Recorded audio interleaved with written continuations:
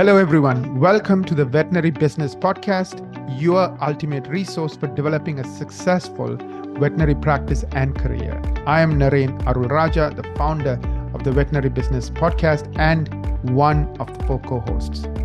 Of course, I'm joined today by our fellow co-host, Dr. Weinstein. So, Dr. Weinstein, really looking forward to our conversation today, and really the topic, veterinary medicine entering the next normal. I think that's going to be just a wonderful topic. But before we jump into today's topic and formally welcome you as a co-host, I want to take a couple of minutes to talk about what this is all about. So this podcast is for veterinarians, practice owners, and practice managers, or students studying to be a veterinarian. We focus on the business of veterinary medicine. Of course, we have tons of resources. You can go to veterinarybusinessinstitute.com. That's our website for resources and tools and support for your growth. And of course, remember to subscribe to the podcast. You can do that on iTunes, Google Play, Spotify, or any other podcast platform.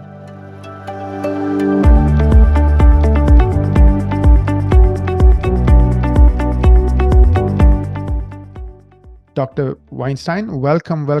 You are a dear friend. I've known you for more than a decade, so you are just a legend, and like a lot more than most of us can ever dream to know about the profession of veterinary medicine. So thank you for being here. And I also know that you are the president of PAW Consulting. So you help practice owners, and of course you give speeches, you do tons of other things. So first of all, welcome as a co-host and welcome as a guest for today's podcast. Thank you, Naren. And I would love to try to pronounce your last name and tell me how much I messed it up. Arulrajah.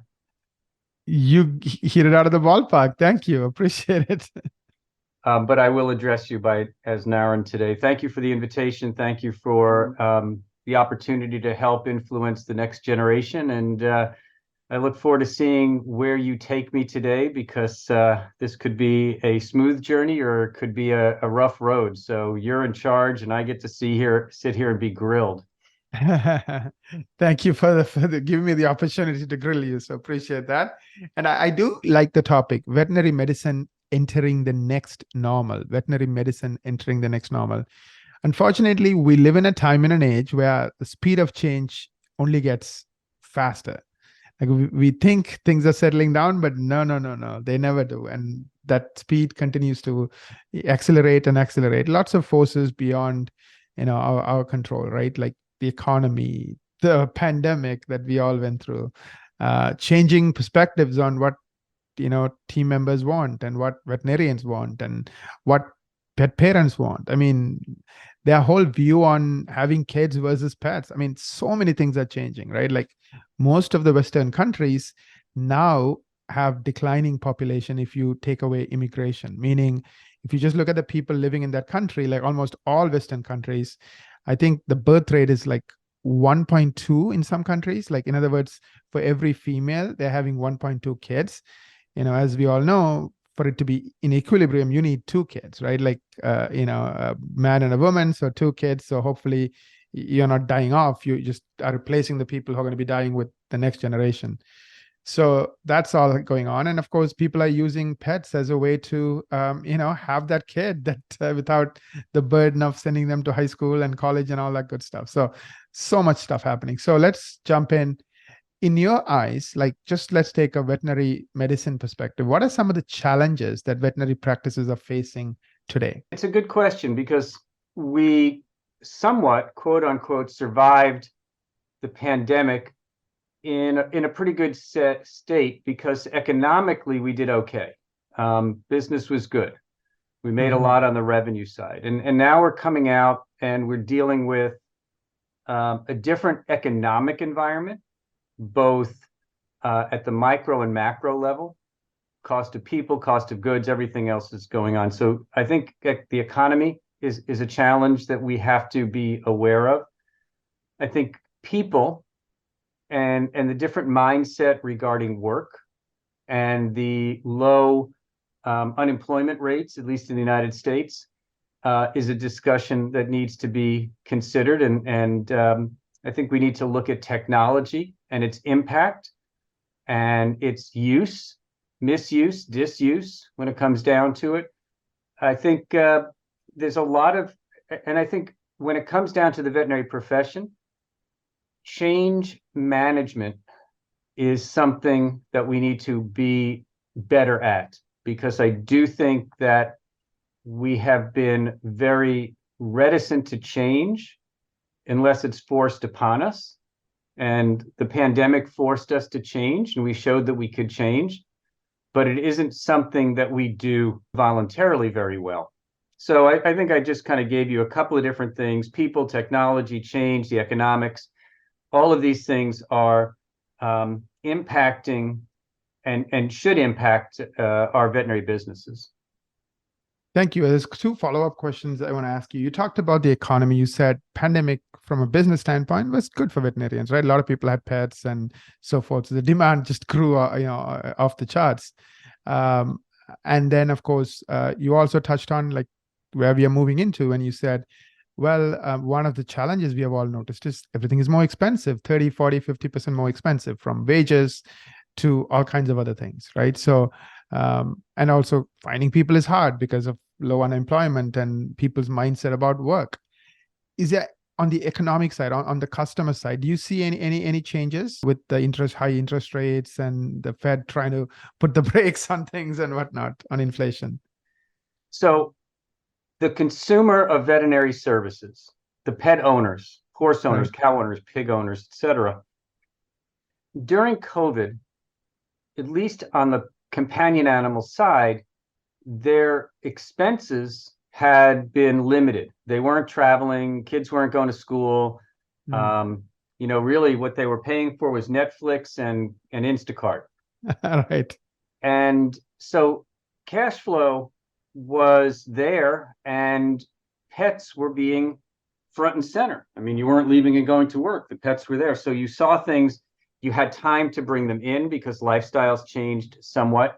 And so during the pandemic, veterinary revenue grew as the demand from consumers grew. And as a result, many practices raised fees to accommodate being busy. When it's good, reap when you can. Yeah. They raised fees because they had to deal with increasing cost of goods, supply chain issues. And so we had to also raise salaries because of competition and a shortage in the workforce. So during the pandemic, many practices grew on the revenue side in double digits and significant amounts. Concurrently, many of them actually went down on the profit side because expenses were going up faster in many cases than the income was coming in. So now here we are, we're returning to some semblance of normalcy, and now consumers are traveling. Airplanes are full, hotels are full, restaurants are full, Air Jordans are selling for crazy prices, and people have to decide where to spend their money. Right. So what's been interesting is that as revenue has grown at a reasonable rate, the number of transactions has been slowly decreasing and continuing to do so for well over a year, which to me indicates that pet owners, consumers of veterinary services, are making economic decisions as to, do I need to go in now? Can it wait? And in talking to colleagues and talking to managers, client service people, technicians, we're finding that there's more negotiations going on over the exam room table regarding cost of care as well. So I think the inflationary environment, the concerns about the world economy and the battles and wars that are going on have created such a level of uncertainty that many, not all, but many consumers are being cautious in their spend, and they're having to make economic decisions regarding the health care of their pets. Makes sense. Appreciate it. Yeah. So I think what you're saying is finally we're getting back to normal, which means you are now competing not only with Netflix and Instacart, but you're competing with pretty much everything else: travel, hotels, restaurants. So people are being demanding, that significant price increase might now be coming back to roost because, oh, well, they'll try to look for a cheaper place because that's what they remember pre-pandemic. And, they don't want to waste, spend 50% more money when they used to spend 50% less or 30% less. I get it. I totally get it.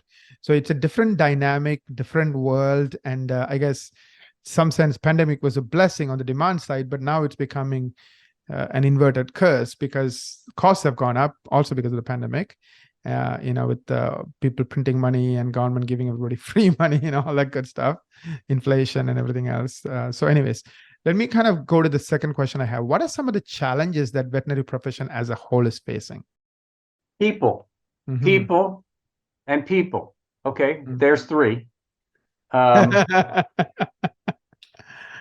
Yeah.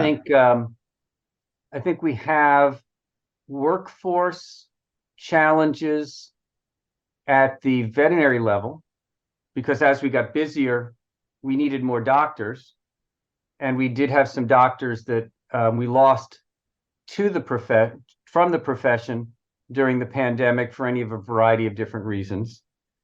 We have workforce issues with the client service team and the animal care team because of wages and competitive wages. And we have workforce issues with the credentialed technicians because of wages, stress, burnout, et cetera. So what we have seen during the pandemic is we saw in many practices a high turnover of staff, and that includes both doctors and paraprofessional staff. And so one of the challenges that I think practices need to look at is how can you build a healthy practice culture and focus on hiring the right people for that culture and retaining them indefinitely. I think we are so focused on replacement that we don't focus on retention.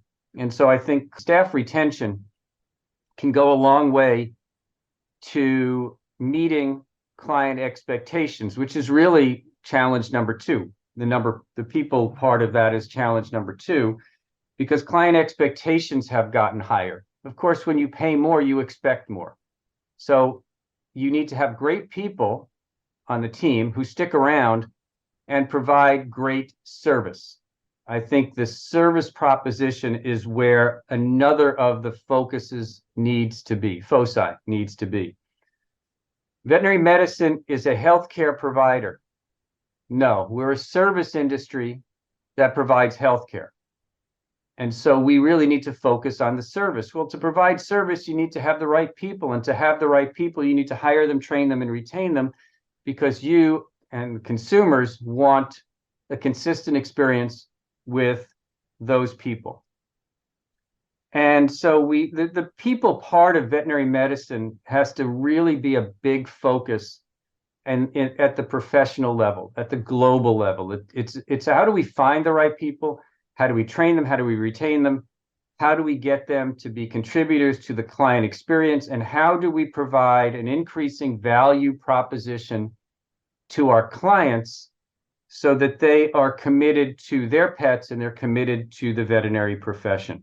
So those are two of the global issues on the people side. And the final one is I really do think that we need to try to figure out how to simplify what we do, because we have one of the most complex business models in all healthcare and even in all service industries. And so how can we simplify it so the stress for our people can become a little bit less? Because the impact of the pandemic in many cases was not just physical, but mental. And I think we need to work on the well care and the wellness of our teams as well. I think I probably gave you 6 or 7 different answers to your question. Thank you, Doctor. Appreciate it. Now, obviously, talking to you, it looks like we are in a crossroads, right? Kind of on the business side, pandemic was a blessing because it created a lot more demand because people had nothing else to spend their money on, and pets became like one of the top things they could spend all their free money on. But now the chicken is coming back to roost, and we have to deal with reality. And so it looks like we are in a crossroads. So where do you see the profession in 5 years, 10 years? I see a growth of independent practices with different business models. Mm-hmm. They may be morning only hospitals, they may be afternoon only hospitals, they may be more of a concierge model. I think what we're going to start to see is more niche practices to meet the demands of the consumers, recognizing that the vast majority of our clients and the vast majority of our staff are millennials, and they want a different experience. They want to be able to make appointments. We'll touch on technology for just a second. They want to make an appointment online. They want to be able to refill their prescriptions without calling the hospital. They want the drugs delivered to their house.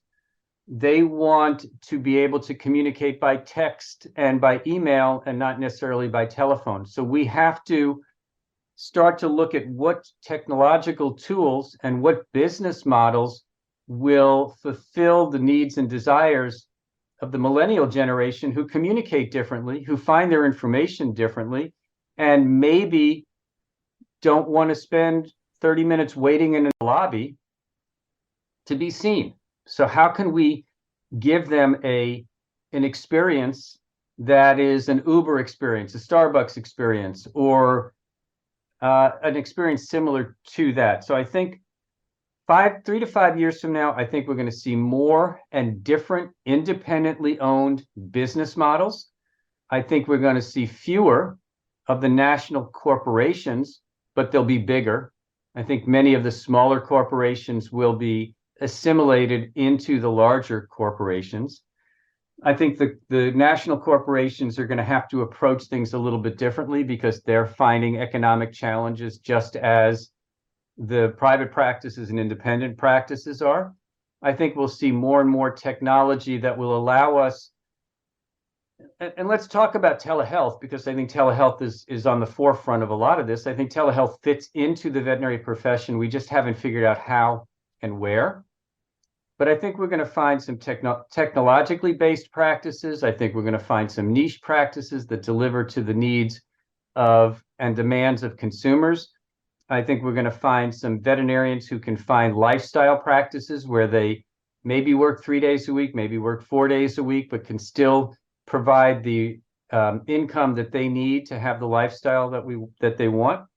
I think we're going to start to see a renaissance of independent practices, and I think we're going to see a renaissance of what I would call startups that do it differently. And I think we have to do that. And I think it's healthy for the profession. We've been doing it the same way since James Herriot.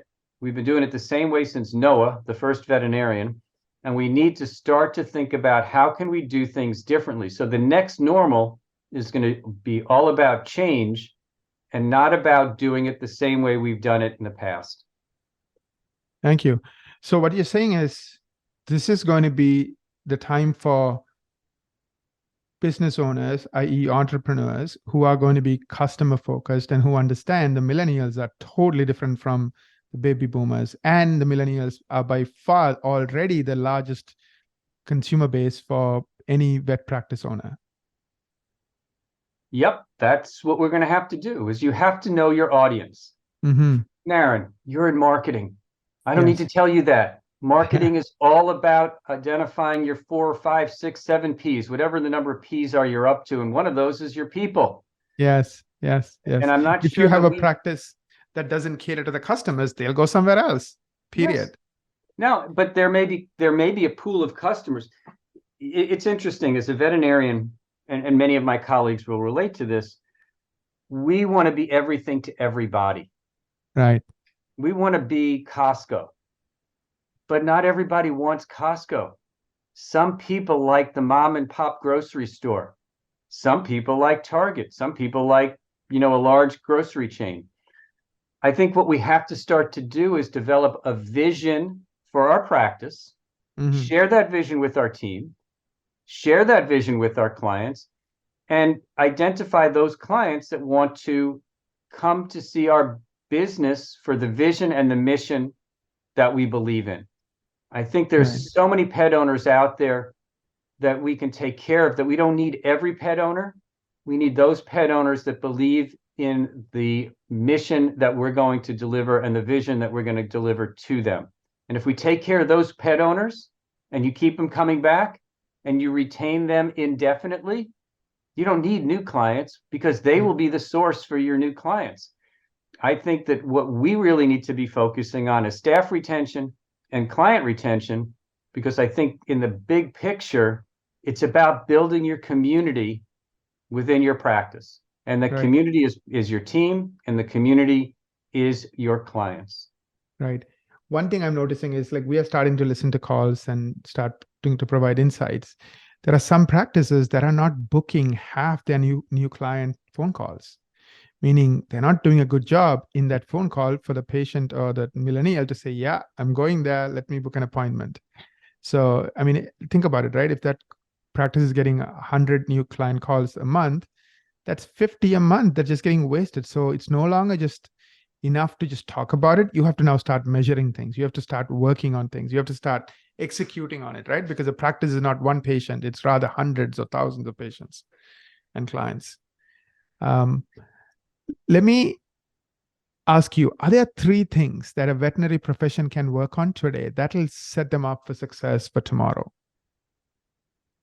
Globally, there are 3 areas that I think we are weak in: leadership, communication, and training.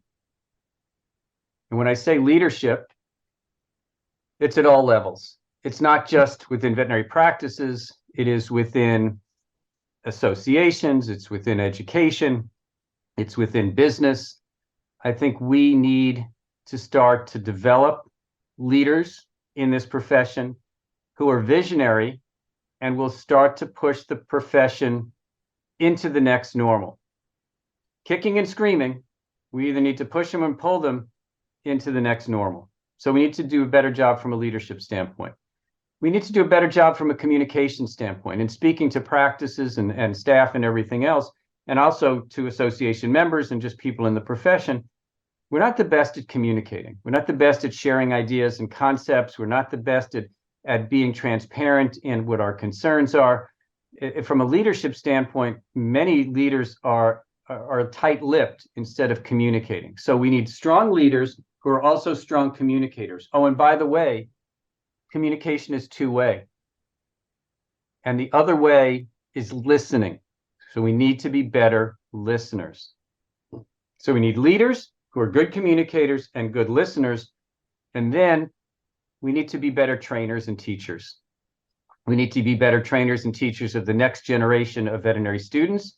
We need to be better teachers and trainers of the people that we hire so that they create careers and not just jobs. There is a reticence in the veterinary profession to train people. You know why? Because why should we train people when they're going to leave? So what happens is we don't train them and they stay. So we really need to do a better job of keeping our teams together and having that common vision and mission and direction that we're all working towards. So leadership, communication, and training. Thank you. Thank you. As we bring this to a close, I want to end with a question about the next generation. What do you tell your veterinary students about their future in the profession? It's a great question. And Naren, I'm not even sure if you know that I have a daughter that graduated from veterinary school in June. So Congratulations. Thank you. So she's currently working for a veterinary practice in Cairns, Australia. So her first job wasn't even in the United States. She tried to get as far away from me as she could. You're reminding me of my daughters. So I think what I tell my students is that the future is in their hands and that they should look to be able to create the future, command the future, and control the future by their thoughts, their ideas, their ability to communicate, and their leadership. And I think that the future should always be coming from the younger generation. And so where my message to the students are, you can be what you want to be a no limits thinker, create the direction that you want, the focus that you want, and then build a success team to help you get there. Consultants, advisors, accountants, lawyers, marketers, whatever the case may be. But I am very positive in my communications with the students that their future is up to them.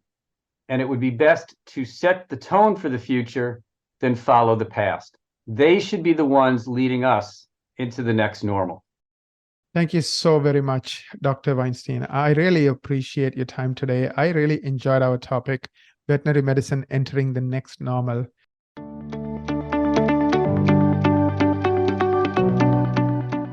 I also want to take a moment to thank our listeners. We appreciate each and every one of you. We cannot do what we do without you. If you like our podcast, please share it with your colleagues and friends on social media.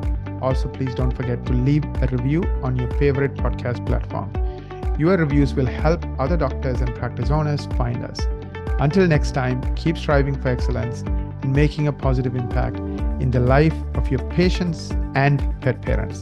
Wishing all of you an amazing week ahead.